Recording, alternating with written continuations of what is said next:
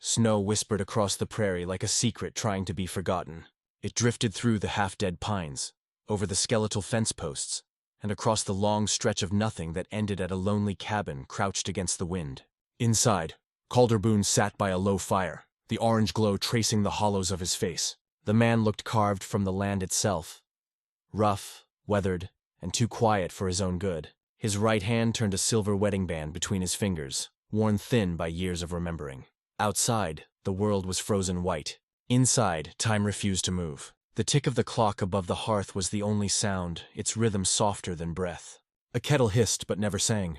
Calder lifted his eyes toward the single window, its frost-blurred pane reflecting his ghost back at him. Somewhere in that reflection, he still saw her. Mara, the woman whose laughter once warmed this room. But laughter had been buried with her name 6 winters ago, when the stagecoach carrying her home was found overturned and burning by the river bend. He had buried an empty coffin. The preacher said words. The townfolk said pity, and then the world kept turning without him. Every dawn since, Calder had risen before light, feeding cattle that hardly knew his name, patching fences that no one crossed.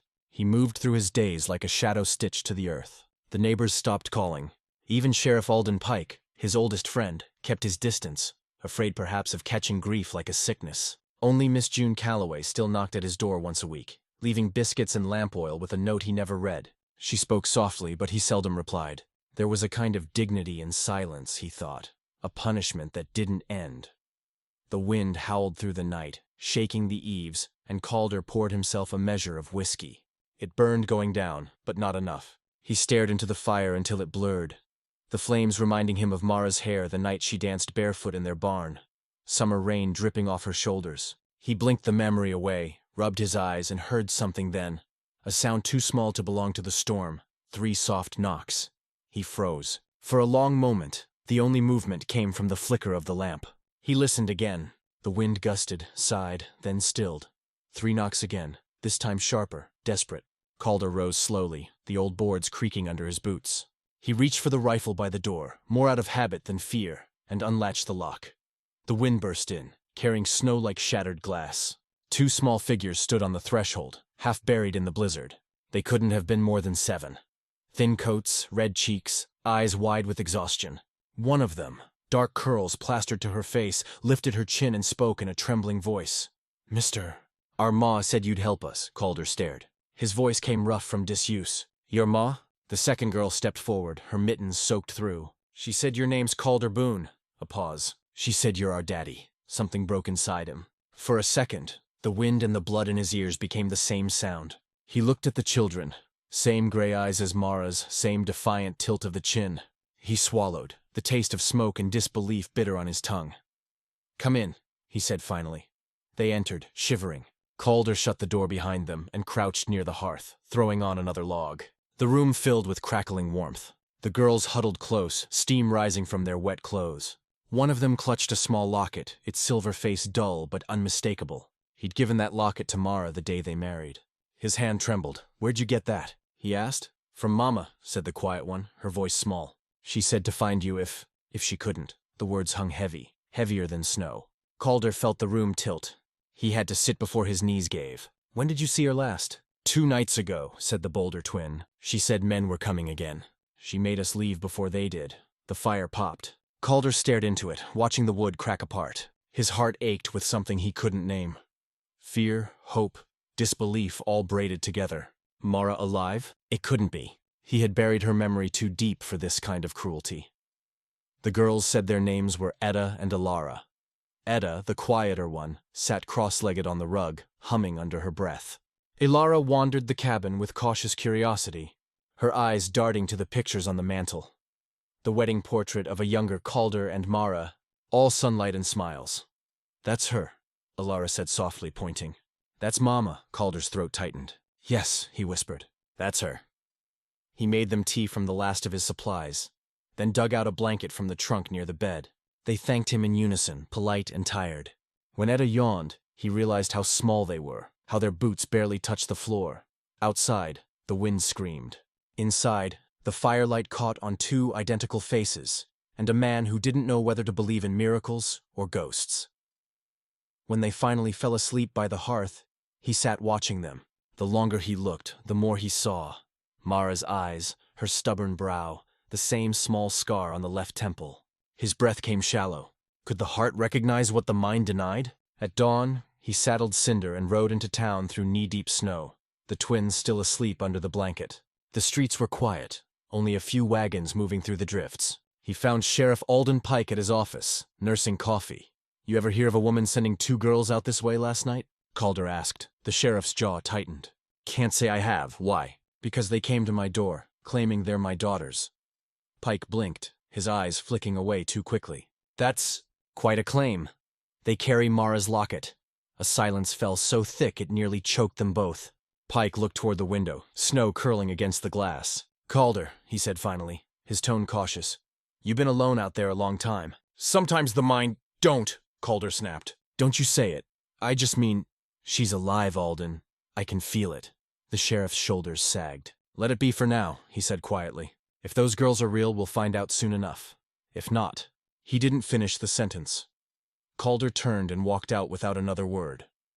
Back at the cabin, the twins were awake, drawing on scraps of paper he'd left on the table.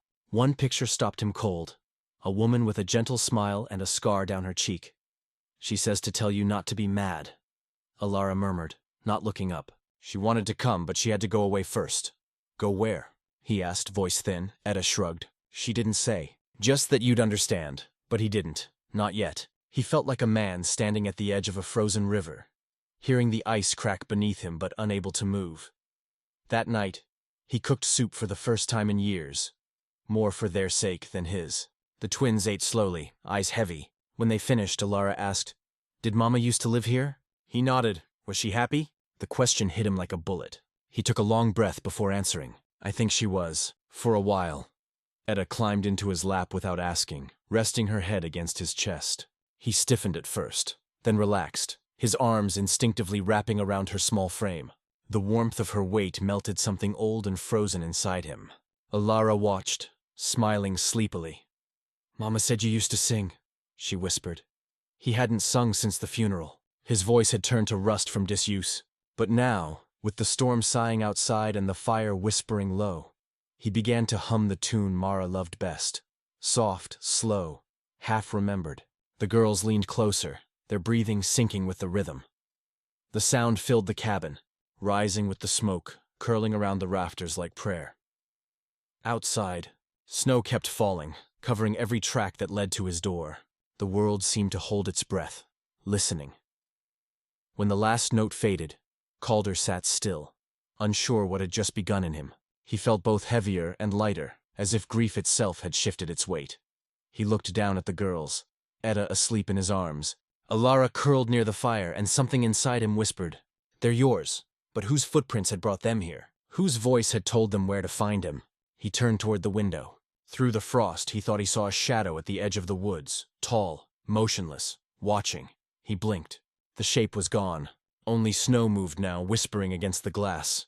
He stoked the fire higher, unwilling to step outside. For now, the warmth would have to be enough. And as he sat there, with the storm softening and 2 small heartbeats steady against his own, Calder Boone realized the silence in his home had changed. It no longer mourned. It waited, for a truth still walking toward him through the snow. The days that followed felt suspended in a hush, as though the land itself was holding its breath. The snow never seemed to stop, blanketing the ranch in white silence. Calder Boone moved through the motions of survival, chopping wood, warming milk for the twins, brushing frost from the stable doors. But each task now held an unfamiliar tenderness. The girls followed him like twin ghosts of memory, laughing softly, their voices a fragile music against the winter air. He had forgotten what a home sounded like. At night, he sat awake long after the fire had faded, studying the small faces asleep by the hearth. They were too much like her, Mara in every glance and gesture. He found himself whispering her name sometimes, testing the sound of it in the quiet. It still hurt, but the pain had changed its shape. It no longer hollowed him. It simply reminded him he could still feel. The twins spoke often of their mother, sometimes in fragments, sometimes in dreams. They said she was nearby, watching, waiting for him to be ready. He asked what that meant, but they never explained. They only smiled, the kind of secret smile that children wear when they know something adults don't. Calder wanted to dismiss it as fancy, but he had seen the shadow by the tree line that night. It visited him in thought now, whispering like the wind through broken glass. On the 5th morning, he found new footprints behind the barn, small ones leading out from the stable, larger ones leading in. He followed the trail a few paces before the snow swallowed it. The unease stayed with him all day. When the twins napped, he saddled Cinder and rode out toward the ridge, where the wind cut sharp and thin. He scanned the horizon for any sign of life, but the world stretched empty in every direction. Then, in the valley below, a thin thread of smoke rose from a grove of pines. A memory pricked him. Mara once loved that place. They used to picnic there before the accident. His pulse stumbled. By dusk, the sky had bruised into violet and gray. He left the horse at the edge of the grove and walked the rest of the way on foot, each step crunching soft against the snow. The scent of burning cedar reached him before he saw the fire. And then, through the trees, she appeared. Mara. She stood by a small campfire, wrapped in a tattered shawl, her face thinner but unmistakable. Her hair, once dark as river mud, was streaked with gray, and a scar curved down her cheek like a signature written by pain. She turned as if she'd been waiting all along. Neither spoke. The silence between them trembled like a stretched wire. Calder wanted to move, to speak, to breathe her name, but his throat refused. It was Mara who broke the stillness. "I wasn't dead," she said softly. "Just gone." Calder took a step closer, snow creaking beneath his boots. "You were on that stagecoach. I saw the wreck." Her eyes flickered. "You saw what they wanted you to see. Alden helped me disappear. He said if I stayed, they'd come for you next."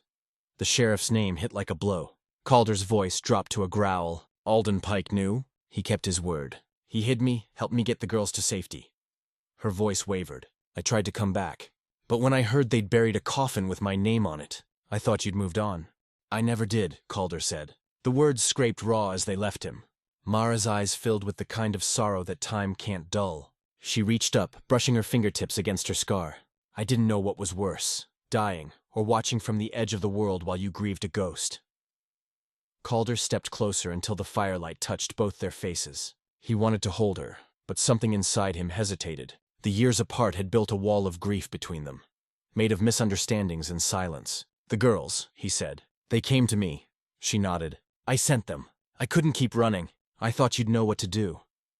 He searched her eyes for the woman he once knew, the girl who danced barefoot, the wife who sang over the kettle. She was there, buried beneath the scars, tempered by hardship. "You should have trusted me," he whispered. "I did," she replied. "That's why I came back." From the edge of the grove, a sound broke through the snow's hush. A horse, followed by a man's weary voice. Sheriff Alden emerged, his coat heavy with frost, his hand near the holster but not on it. "Calder," he called. "Don't do something you'll regret." Calder turned sharply. "You lied to me." "I saved her life," Alden said, voice tired, eyes hollow. "Those men would have killed her and the twins. You think you could have fought them all alone?" "I could have tried," Calder shot back. Alden's face hardened. "And you would have died. I did what I had to." He looked at Mara, the bitterness softening. "I loved her too, you know. Not the way you did, but enough to want her safe."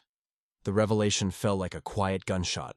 Calder said nothing, though his chest felt as if something old had torn loose. He lowered his voice. "You took my choice away." The sheriff nodded once. "And you've been living with the ghosts ever since. We both have." The snow thickened, falling slower now, heavy and deliberate. For a long moment no one moved. Then Mara stepped between them. "Enough. No more graves made out of guilt." She turned to Alden. "Let it go." The sheriff hesitated, then unpinned his badge and dropped it into the snow. It landed with a dull thud, half buried, half glinting.